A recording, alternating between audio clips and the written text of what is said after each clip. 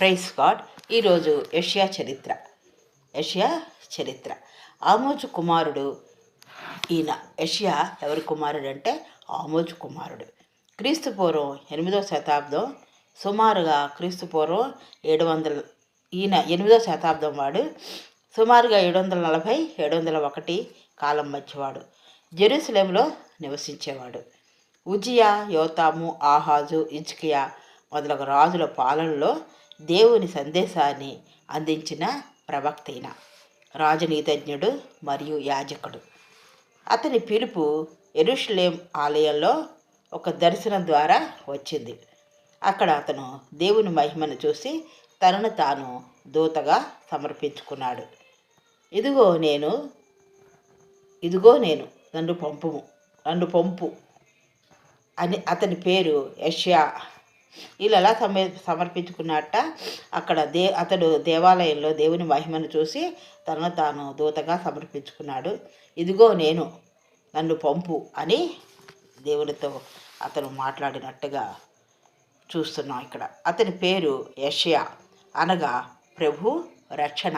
యెషయా అంటే ప్రభు రక్షణ. ఇది అతని రచనలకు కేంద్ర ఇతివృత్తం. పాత నిబంధనలో యెషయా ఒక ప్రధాన ప్రవక్త, పెద్ద ప్రవక్త అని కూడా అంటారు. అతని పుస్తకంలో యూదా పాపానికి వ్యతిరేకంగా తీర్పు, ప్రవచనాలు మరియు భవిష్యత్ రక్షణ మరియు రాబోయే మెస్సియా యొక్క అద్భుతమైన వాగ్దానాలు ఉన్నాయి. కవి, విద్యావేత్త, ప్రవక్త మరియు రాజులకు ఉపదేశం ఇచ్చేవాడు. ప్రవచన గ్రంథంలో భాషా సంపదలో మరియు వైవిధ్యంలో ప్రధానమైనది యెషయా గ్రంథము. ఈయన హోషియా, మీకాలకు సమకాలికుడు. ప్రవక్తలలో రాజకుమార్ లాంటివాడు అనే పేరు ఇతనికి ఉంది. యెషయా గ్రంథంలో 66 అధ్యాయాలు ఉన్నాయన్నమాట. ఇతను ఆమోజు కుమారుడని చూసాము. ఇతను 8వ శతాబ్దానికి చెందినవాడని చూసాం. ఉజియా, యోతాము, ఆహాజు, హిజ్కియా పాలనలో దేవుని సందేశాన్ని అందించే ప్రవక్తగా చూసినాం.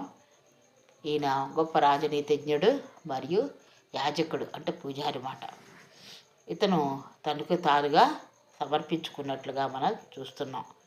ఇది పాత నిబంధనలో ఒక ప్రధానమైన పుస్తకము. ప్రవక్త ఈయన ఒక ప్రధాన ప్రవక్త. అతని పుస్తకంలో యూదా పాపానికి వ్యతిరేకంగా తీర్పు, ప్రవచనాలు ఉన్నాయి. యేసుక్రీస్తు రాకడ గురించి, యేసుక్రీస్తు జన్మం గురించి ప్రవచనాలు ఉన్నాయి. మరియు